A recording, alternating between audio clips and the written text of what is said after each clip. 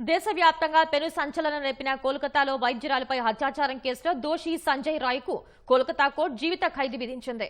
బాధితురాలి తల్లిదండ్రులకు బంగాల్ ప్రభుత్వం 17 లక్షల రూపాయల పరిహారం చెల్లించాలని ఆదేశించింది.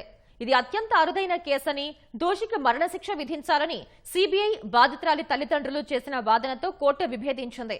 తనను ఈ కేసులో ఇరికించారని, తాను అమాయకుడినని ఈ సందర్భంగా కోర్టులో దోషి సంజయ్ రాయ్ వాదించడం గమనార్హం. కోల్కతాలోని ఆర్జీకార్ మెడికల్ కాలేజీ ఆసుపత్రిలో వైద్యురాలిపై అత్యాచారం కేసులో దోషి సంజయ్ రాయ్కు సియాల్దా కోర్టు జీవిత ఖైదు విధించింది. ఈ కేసులో నిందితుడు సివిక్ వాలంటీర్ సంజయ్ రాయ్ను భారతీయ న్యాయ సంహితలోని 64, 66, 103/1 సెక్షన్ల కింద శనివారం దోషిగా తేల్చిన న్యాయస్థానం సోమవారం శిక్ష ఖరారు చేసింది. జీవితకాలం కారాగార శిక్షతో పాటు 50,000 రూపాయల జరిమానా విధిస్తూ సియాల్దా కోర్టు అదనపు జిల్లా సెషన్స్ జడ్జి అనిర్బన్ దాస్ తీర్పునిచ్చారు. మరణించే వరకు సంజయ్ రాయ్ జైలులోనే ఉండాలని స్పష్టం చేశారు.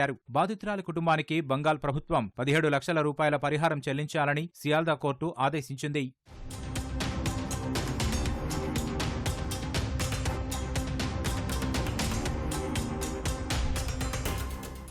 శిక్ష ఖరారు చేయడానికి ముందు దోషి సంజయ్ రాయ్, సీబీఐ సహా బాధితురాలి తల్లిదండ్రుల వాదనలను జడ్జి విన్నారు. తాను ఏ నేరమూ చేయలేదని ఈ సందర్భంగా కోర్టుకు సంజయ్ వెల్లడించాడు. ఏ కారణం లేకుండానే తనను ఇందులో ఇరికించినట్లు తెలిపాడు. తనను జైలులో తీవ్రంగా కొట్టి బలవంతంగా కాగితాలపై సంతకాలు చేయించారని, తాను అమాయకుడినని వాదించాడు. మరోవైపు సీబీఐ తరపు న్యాయవాది మాట్లాడుతూ ఇది అత్యంత అరుదైన కేసని, ఈ ఘటన పౌర సమాజాన్ని ఎంతగానో కలచివేసిందని తెలిపారు. దోషి సంజయ్ రాయ్కు ఉరిశిక్ష విధించాలని కోరారు. వైద్యులకే రక్షణ లేకపోతే ఇంకేం చెయ్యాలని, మరణశిక్ష మాత్రమే సమాజంలో విశ్వాసాన్ని పునరుద్ధరించగలదని వాదించారు. బాధితురాలి తల్లిదండ్రులు కూడా ఇది చాలా అరుదైన కేసని, దోషి సంజయ్ రాయ్కు మరణశిక్ష విధించాలని న్యాయస్థానాన్ని కోరారు. అయితే మరణశిక్ష విధించే అత్యంత అరుదైన కేసుల జాబితాలోకి ఇది రాదని న్యాయస్థానం పేర్కొంది.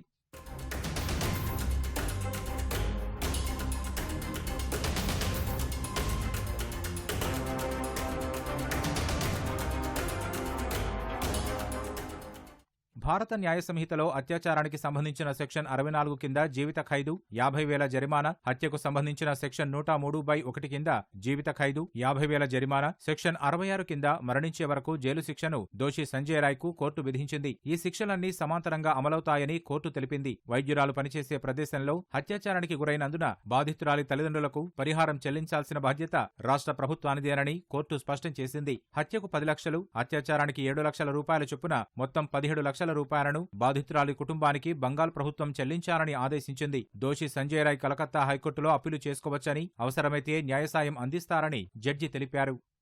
31 ఏళ్ల వైద్యురాలిపై కోల్కతాలోని ఆర్జీకార్ మెడికల్ కాలేజీ ఆసుపత్రిలో గత ఏడాది ఆగస్టు 9వ తేదీ రాత్రి అత్యాచార ఘటన చోటు చేసుకుంది. వైద్యురాలి మృతదేహాన్ని ఆగస్టు 10న ఆసుపత్రి సెమినార్ హాలులో గుర్తించారు. అదే రోజు నిందితుడు సంజయ్ రాయ్ను సీసీటీవీ దృశ్యాల ఆధారంగా పోలీసులు అరెస్టు చేశారు. ఘటన జరిగిన 162 రోజుల తర్వాత ఈ కేసులో తీర్పు వచ్చింది. సియాల్దా కోర్టులో రహస్యంగా సాగిన విచారణలో ఇరుపక్షాల వాదనలు ఈ నెల 9న పూర్తయ్యాయి. వైద్యురాలిపై సంజయ్ రాయ్ అత్యాచారానికి పాల్పడి ఆ తర్వాత గొంతునులిమి హతమార్చినట్లు సీబీఐ రుజువు చేయగలిగిందని న్యాయమూర్తి పేర్కొన్నారు. కోర్టులో దాఖలు చేసిన అభియోగ పత్రంలో సామూహిక అత్యాచారం జరిగిందా అనే విషయాన్ని ప్రస్తావించకుండా ప్రధాన నిందితుడు సంజయ్ రాయ్ పేరును మాత్రమే సీబీఐ చేర్చింది. ఈ కేసులో సంజయ్ రాయ్ ఒక్కడి పాత్ర మాత్రమే లేదని, ఇతర నిందితులను పట్టుకోవడంలో సీబీఐ విఫలమైందని బాధితురాలి తల్లిదండ్రులు ఆరోపిస్తున్నారు.